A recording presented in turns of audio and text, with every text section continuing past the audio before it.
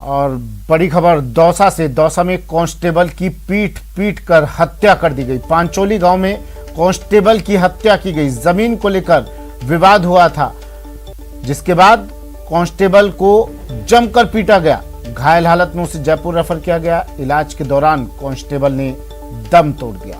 Constable Sanjay Gurjar की मौत। SP Anil Beniwal ने कांस्टेबल की मौत की पुष्टि की है। जयपुर में मृतक कांस्टेबल संजय गुर्जर तैनात था। दौसा के पांचोली गांव में पुलिस कांस्टेबल की पीट पीट कर हत्या करने का यह सनसनीखेज मामला सामने आया है।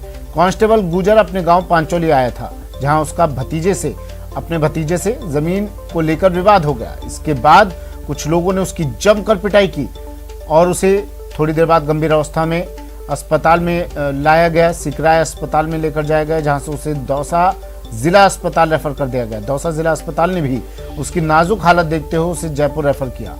जयपुर के जेएनयू अस्पताल में कांस्टेबल संजय गुर्जर ने इसके बाद दम तोड़ दिया। दौसा से आशीष मेरे सहयोगी हमारे साथ फोन लाइन पर जुड़ गए हैं। आशीष, पूरा मामला क्या है ये और पुलिस अब इस पूरे मामले पर क्या कर रही है? सुमित, ये मानपुर थाना गांव है और कांस्टेबल संजय गुर्जर है जो जयपुर में तैनात था और अपने गांव आया हुआ था। यहाँ पर एक जमीन के एक छोटे से टुकड़े को लेकर विवाद था। ज्यादा जमीन का हिस्सा भी नहीं था। इसको लेकर आपस में चाचा भतीजा में विवाद हो रहा था। ये जो कांस्टेबल था ये चाचा था और इसके भतीजे के साथ विवाद चल रहा था। विवाद देर शाम इतना बढ़ गया कि उसके बाद में कुछ लोगों ने इसके साथ जमकर मारपीट की। देर रात मारपीट होने के बाद इसे सिकराई अस्पताल लाया गया, जहाँ गंभीर अवस्था के बाद इनको दौसा रेफर किया गया और दौसा से इनको जयपुर रेफर किया गया, जहाँ जेएनयू अस्पताल में देर रात इनकी मौत हो गई। घटना के बाद में मानपुर थाना पुलिस अब पोस्टमार्टम कराने के लिए जयपुर पहुंच गई है। वहीं साथ ही जो मारपीट करने वाले हैं उन लोगों की पहचान की जा रही है। खुद एसपी अनिल बेनीवाल इस पूरे मामले की मॉनिटरिंग कर रहे हैं और पुलिस की टीमों को रवाना किया गया है ताकि जो मारपीट करने वाले हैं उनकी पहचान हो सके और उनकी गिरफ्तारी का प्रयास किया जा सके। जी सुमित, आप कह रहे हैं कुछ लोगों ने इनके साथ मारपीट की, वो लोग कौन थे? क्योंकि बताया जा रहा है कि कांस्टेबल संजय का विवाद अपने ही भतीजे से चल रहा था। क्या उस भतीजे ने ही कुछ लोगों के साथ मिलकर इस वारदात को अंजाम दिया, पिटाई की कांस्टेबल की, या फिर उसने किसी से इस वारदात को अंजाम दिलवाया? बिल्कुल, इस पूरे वारदात में जो आरोप लग रहे हैं उसमें भतीजे पर आरोप लग रहे हैं। साथ ही भतीजे के साथ जो कुछ लोग थे वो बाहरी लोग थे, गांव के नहीं थे और कुछ गांव के भी थे। ऐसे में जो सभी लोगों की पहचान करने का प्रयास किया जा रहा है। फिलहाल भतीजे की जो पहचान हो चुकी है, पुलिस उसको भी गिरफ्तार करने का प्रयास कर रही है। हिरासत में लेने का प्रयास किया जा रहा है ताकि उससे पूछताछ की जाए और पूछताछ के बाद जो अन्य आरोपी हैं उन सभी की पहचान हो सके और उनकी गिरफ्तारी हो सके। जी ठीक है, शुक्रिया आशीष तमाम जानकारी के लिए। तो दौसा में वर्दी वाले से दरिंदगी, कांस्टेबल संजय की हत्या।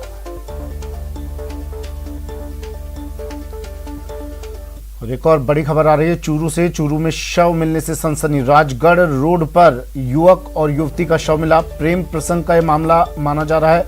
घटना स्थल पर थानाधिकारी गोविंद राम पहुंच गए हैं। तारानगर की रहने वाली युवती बताई जा रही है और युवक की जय संसर का रहने वाला बताया जा रहा है। मनोज चूरू से मेरे सहयोगी फोन लाइन पर जुड़ गए हैं। मनोज, क्या मामला पूरा?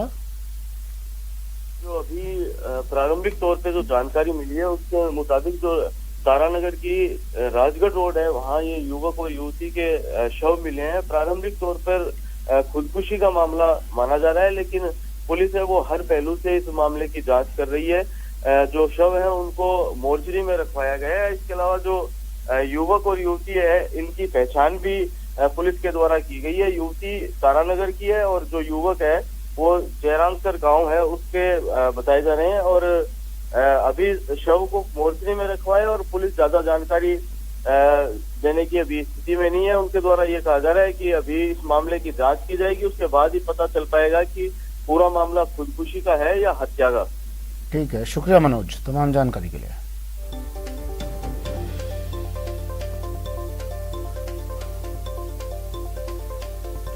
खबर कोटा से है। कोटा में चोरी के आरोप में एक युवक की पीट पीट कर हत्या करने का सनसनीखेज खुलासा हुआ है। पुलिस के मुताबिक वारदात के बाद आरोपियों ने शव को पानी की टंकी में डाल दिया और फिर दूसरे दिन निकालकर उसे गंदे नाले में फेंक दिया। पुलिस को एक आरोपी के दोस्त ने ही पूरी वारदात की सूचना दी, जिसके बाद पुलिस ने शव को कब्जे में लिया। मृतक का नाम रवि उर्फ राजू था। जो हरिओम नगर का रहने वाला था। पुलिस ने आरोपियों की गिरफ्तारी के लिए टीम गठित कर दी है।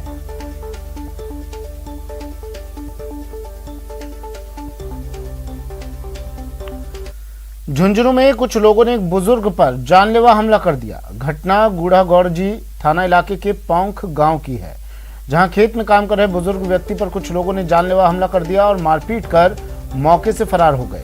गंभीर रूप से घायल बुजुर्ग को बीडी के अस्पताल में भर्ती करवाया गया है। पीड़ित के बेटे ने जानलेवा हमले का मामला दर्ज करवाया है। तो झुंझुनू में एक बुजुर्ग पर जानलेवा हमला, गूढ़ागौड़जी थाना इलाके के पौंख गांव की घटना है। खेत में काम कर रहे बुजुर्ग पर कुछ लोगों ने जानलेवा हमला कर दिया और मारपीट कर उस मौके से फरार हो गए।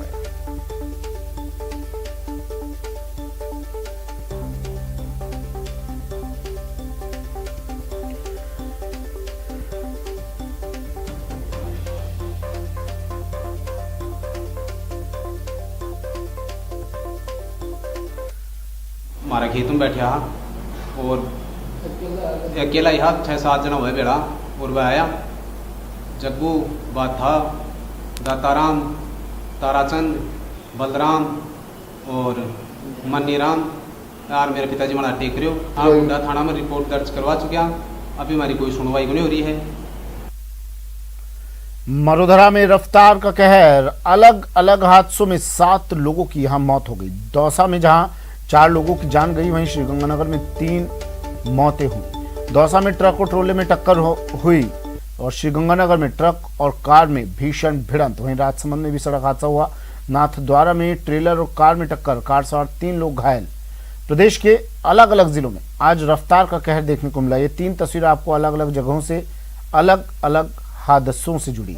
2 हादसों में 7 लोगों की जान चली गई। दौसा में 4 लोगों की मौत हुई, वहीं श्रीगंगानगर में 3 लोगों की जान चली गई, जबकि राजसमंद में सड़क हादसा हुआ जिसमें कार सवार 3 लोग घायल हो गए।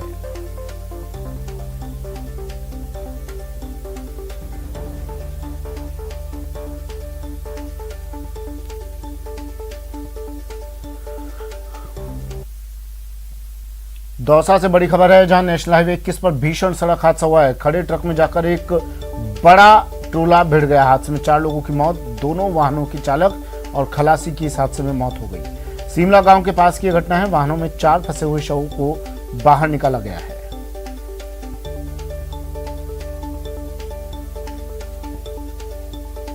नेशनल हाईवे 21 पर सड़क हादसा, दौसा से बड़ी खबर, 4 लोगों की मौत, दोनों वाहनों के चालक और खलासी की मौत। सीमला गांव के पास की ये घटना है।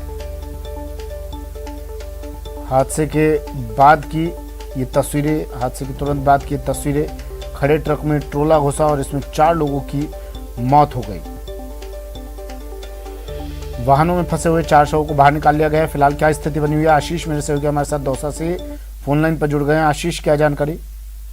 नेशनल हाईवे 21 पर पूरा सड़क हादसा हुआ है। जो ट्रक था वो ट्रक खराब हो गया था। ऐसे में पीछे व्हील में उसमें दिक्कत आ रही थी। ऐसे में जो चालक और खलासी है जो ट्रक के व्हील को चेक कर रहे थे, इसी दौरान पीछे से एक ट्रोला आया और इस ट्रक में घुस गया, जिससे जो दोनों व्हील की जो जांच कर रहे थे चालक खलासी, उनकी मौके पर ही मौत हो गई। वहीं जो टक्कर मारने वाला जो ट्रोला था उसके भी चालक और खलासी केबिन में फंस गए, जिसके बाद क्रेन को बुलाया गया और क्रेन के माध्यम से दोनों वाहनों को अलग किया गया और उसके बाद में दोनों चालक और खलासी को बाहर निकाला गया, लेकिन वो भी मृत निकले।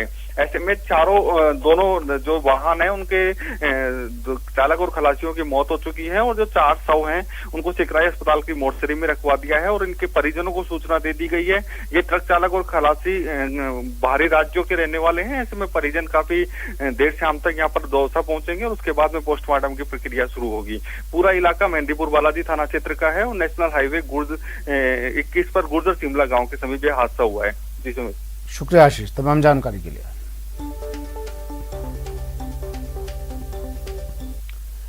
और श्रीगंगानगर से बड़ी खबर, ट्रक और कार में भीषण भिड़ंत। हादसे में कार सवार 3 लोगों की मौत। भिड़ंत में कार के परखच्चे उड़ गए। ट्रक चालक इसके बाद मौके से फरार हो गया। बिंझ बायला के एलएनपी नहर पर यह हादसा हुआ। घमुड़वाली थाना क्षेत्र की ये घटना है। श्रीगंगानगर से सहयोगी अशोक कुमार फोन लाइन पर जुड़ गए हैं। अशोक, सड़क हादसा, 3 लोगों की मौत, किस तरह यह हादसा हुआ, क्या जानकारी? देखिए सुमित जी, जो हादसे की प्रारंभिक वजह मानी जा रही है वो एक तो देर रात का चूंकि हादसा था तो अंधेरा एक कारण रहा और दूसरा तेज रफ्तार भी कारण रही।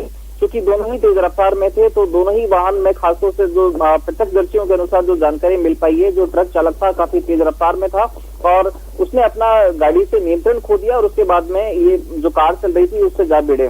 दोनों वाहनों की भिड़ंत में सबसे दर्दनाक हादसा ये रहा कि कार में सवार 3 लोग और तीनों की ही मौके पर दर्दनाक मौत हो गई। जैसा कि हमारे दर्शक विजुअल्स में देख पा रहे हैं कि किस हद तक कार पूरी तरह से चकनाचूर हो चुकी है, क्षतिग्रस्त हो चुकी है।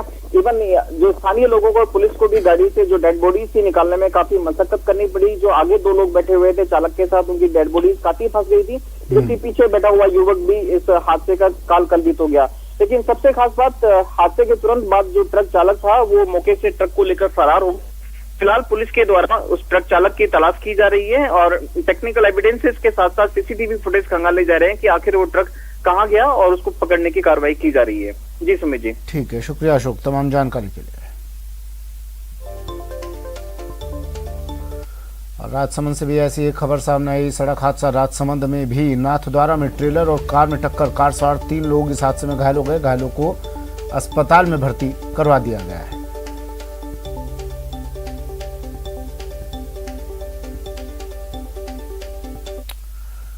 जयपुर में जेडीए ने बड़ी कार्रवाई की और 4 मंजिला इमारत को सील कर दिया। दक्षिण पूर्वी जगतपुरा में कार्रवाई की गई। अवैध तरीके से यहां निर्माण हो रहा था। नोटिस के बाद भी निर्माण कार्य यहां जारी था।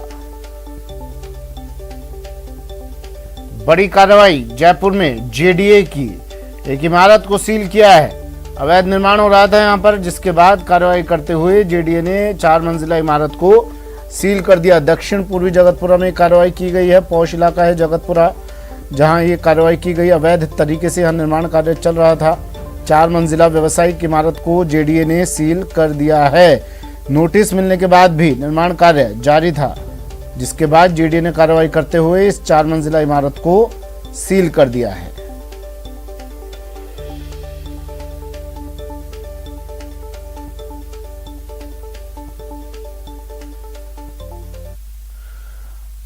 Amazon प्राइम मेंबर्स के लिए बड़ी खुशखबरी है। पाइए शॉपिंग का मजा बड़ी डील और ऑफर के साथ। देखिए एक झलक। Amazon फिर लेकर आया है प्राइम डे। पाइए शॉपिंग का मजा छोटे व्यापारियों के ऑफर्स के साथ। खरीदिए अद्भुत प्रोडक्ट्स Amazon सहेली, कारीगर, लॉन्च पैड और लोकल शॉप से, जो सवारेंगे आपको और आपके घर को और देंगे इन बिजनेसेस को एक नया मौका। साथ ही प्राइम मेंबर्स पाएंगे लाखों शानदार प्रोडक्ट्स पर ऑफर्स। खरीदिए छोटे व्यापारियों के प्रोडक्ट्स 24 जुलाई मिडनाइट तक और पाएं 10% का कैशबैक 150 रुपए तक अपने प्राइम डे की खरीदारी पर। इस प्राइम डे डिस्कवर जॉय 26 से 27 जुलाई तक। Join prime. क्या सैनिटाइजर हानिकारक है? क्या टीके आपके डीएनए को संशोधित करते हैं? क्या टीकाकरण आपको कोविड-19 से संक्रमित कर सकता है? क्या ये कुछ सवाल आपके मन में हैं? खैर, अब एक जगह है जहां आपके सभी प्रश्नों का उत्तर दिया जा सकता है, और ये सब आपके फोन पर। नेटवर्क 18 और फेडरल बैंक के राष्ट्रव्यापी वैक्सीन जागरूकता अभियान के तहत कोविड-19 के खिलाफ Sanjeevani a shot of life Sanjeevani WhatsApp helpline शुरू की गई है। आपको बस 7977773753 नंबर पर व्हाट्सएप करना है और आपको तुरंत अपने उत्तर प्राप्त होंगे। जानकारी जिसे जांच और क्रॉस चेक किया गया है। तो आगे बढ़ें, कोविड-19 पर अपने प्रश्नों को व्हाट्सएप करें और अपनी जरूरत की सभी जानकारी प्राप्त करें। नंबर है 7977773753। ब्रेक के बाद स्वागत है आपका। बढ़ते अगली खबर की ओर। मुख्यमंत्री अशोक गहलोत की अध्यक्षता में कैबिनेट और मंत्रिपरिषद की बैठक हुई, जिसमें 2 अगस्त से सभी स्कूल खोलने का फैसला लिया गया। जिसके लिए स्वास्थ्य विभाग गाइडलाइन जारी करेगा। इसके साथ ही स्कूलों में कंप्यूटर अनुदेशकों की नियमित भर्ती करने का भी फैसला लिया गया है। कैबिनेट की बैठक में सीएम गहलोत ने सभी प्रभारी मंत्रियों को अपने अपने जिलों में जन सुनवाई के निर्देश दिए हैं। साथ ही जनता तक सरकार की कल्याणकारी योजनाओं का लाभ पहुंचाने के भी निर्देश दिए गए। इसके अलावा एग्रीकल्चर इंफ्रास्ट्रक्चर फंड योजना के इम्प्लीमेंटेशन पर भी चर्चा हुई।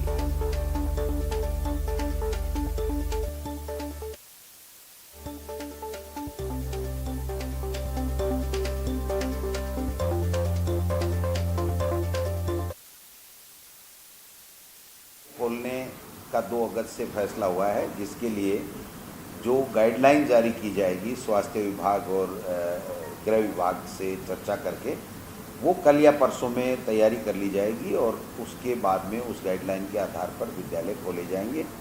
शिक्षा विभाग अलग से उन विद्यालयों में कोरोना गाइडलाइन की किस प्रकार से पालना करनी है, कैसे बच्चों को मास्क या सोशल डिस्टेंसिंग के साथ में वहाँ बैठाना है, कैसे सैनिटाइजर की व्यवस्था करनी है, इन सब चीज़ों पे चर्चा करने के उपरांत हम लोग 2 अगस्त से सभी विद्यालय खोलने का निर्णय हुआ।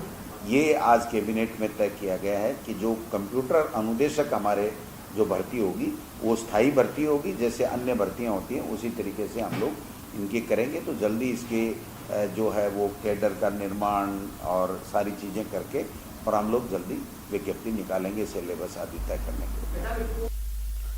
अब हम आपको जोधपुर के सूरसागर ले चलते हैं, जहां सरकारी सिस्टम फेल हो गया है और पब्लिक ने खुद का सिस्टम बना लिया है। जिस सीवरेज को बिछाने का काम सरकार को करना चाहिए था, उसे पब्लिक खुद कर रही है।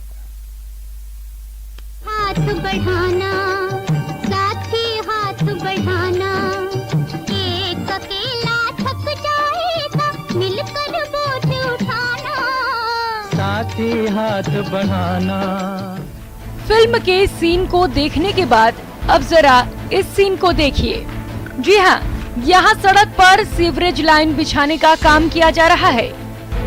इन तस्वीरों को देखकर आपको लग रहा होगा नगर निगम की ओर से काम कराया जा रहा है, लेकिन यहाँ ना तो कोई सरकारी अधिकारी है और ना ही कोई कर्मचारी। यहाँ काम करने वाले से लेकर डायरेक्शन देने वाले तक सभी इस इलाके के लोग हैं, जिन्होंने खुद से सीवरेज बिछाने का काम शुरू कर दिया है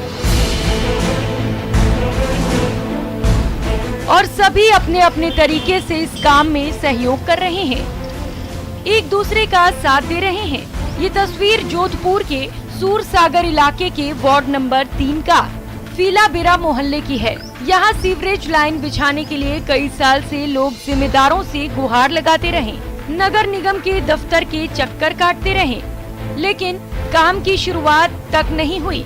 तब सबने मिलकर हाथ बढ़ाया, 3 लाख रुपए इकट्ठा किए, खुद ही इस जगह का सर्वे करवाया और फिर सीवरेज लाइन बिछाने का काम शुरू किया। हमारे मोहल्ले के लिए सीवरेज लाइन और पानी के लिए जो छोटी मोटी रेगुलर लाइन जाती है वो बिल्कुल नहीं है और हम लोग यहाँ अपना निजी पैसा लगाकर यहाँ लाइन को डेवलप कर रहे हैं। हमने इन समस्याओं के लिए माननीय मुख्यमंत्री महोदय से लेके वर्तमान महापौर तक सारी शिकायतें दी है, लेकिन हमारी सुनवाई कहीं नहीं हो रही है और हम इस समस्याओं से बहुत ज्यादा जूझ रहे हैं। ऐसा पहली बार नहीं है जब यहाँ के लोगों ने इस तरह की जिम्मेदारी निभाई हो। इसके पहले भी पानी के लाइन बिछाने का काम कर चुके हैं। पीछे भी हमें कुछ सालों पहले भी हमने ऐसे ही करके पीछे हमने लाइनें डेवलप करवाई थी हमारे मोहल्लों की, और आज भी हम लोग सब मिलके अपने इंडिविजुअल पैसे देके तैयार करवा रहे हैं। हम निगम अपने अधिकारियों पे टाल रहा है। हमें ये जवाब सुनने को मिल रहा है कि हमारे हम वो अधिकारी को भेज रहे हैं, हम इस अधिकारी को भेज रहे हैं, ना तो कोई अधिकारी आ रहा है, ना कोई यहाँ सर्वे हो रहा है, कुछ भी नहीं हो रहा, कुछ भी सुनवाई नहीं हो रही है। इस इलाके में 100 से ज्यादा मकान है, लेकिन सीवरेज लाइन नहीं होने से सड़कों पर कीचड़ जमा रहता है, लोग परेशान हैं। इन्होंने परेशानी की गुहार भी लगाई, लेकिन जब जिम्मेदारों ने कुछ नहीं किया तो इन लोगों ने मिलकर खुद अपनी परेशानी को दूर करने का बीड़ा उठाया है, जो सरकारी सिस्टम पर करारा तमाचा है। न्यूज़ 18 राजस्थान के लिए जोधपुर से ललित सिंह की रिपोर्ट। क्या आपको पता है कि प्रगति के पथ पर अग्रसर हमारे प्रदेश में आज भी ऐसे कई इलाके हैं जहां लोग पानी जैसी मूलभूत जरूरतों के लिए तरस रहे हैं, नहीं ना? लेकिन भरतपुर के बयाना में पिछले 40 साल से ऐसा ही हो रहा है। देखिए ये रिपोर्ट।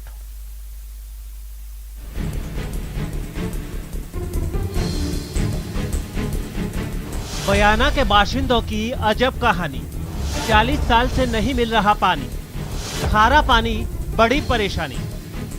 जान जोखिम में डालकर पानी लाने की तस्वीरें नई नहीं हैं, लेकिन दशकों बाद भी हालात का जस का तस बने रहना जिम्मेदारों की कथनी और करनी का फर्क उजागर जरूर करता है, हुक्मरानों की नीयत पर सवाल खड़े करता है। तस्वीरें भरतपुर के बयाना की हैं, जहां का बमनपुरा मोहल्ला आज भी पानी जैसी बुनियादी जरूरतों की बाट जो रहा है। 800 लोगों की बस्ती वाला बमनपुरा मोहल्ला 4 दशक से पेयजल संकट से जूझ रहा है। यहाँ की महिलाओं और बच्चों को जान हथेली पर रखकर रेलवे लाइन पार कर शमशान घाट से पानी लाते देखा जा सकता है। हैरत की बात तो ये है कि कई बार महिलाएं हादसे का शिकार भी हो चुकी हैं, जिसे देखते हुए रेलवे लाइन के पास अंडर ब्रिज भी बनाया गया है, लेकिन बरसात में उसमें पानी भर जाता है, जिसकी वजह से महिलाओं को मजबूरी में रेलवे लाइन पार करके पानी लाने जाना पड़ता है। आप अभी पानी कहाँ से ला रहे हो? अच्छा, शमशान में से। तो आप अपने मोहल्ले में पानी नहीं है? क्यों, क्या परेशानी है? पानी की है। पानी की क्या परेशानी है?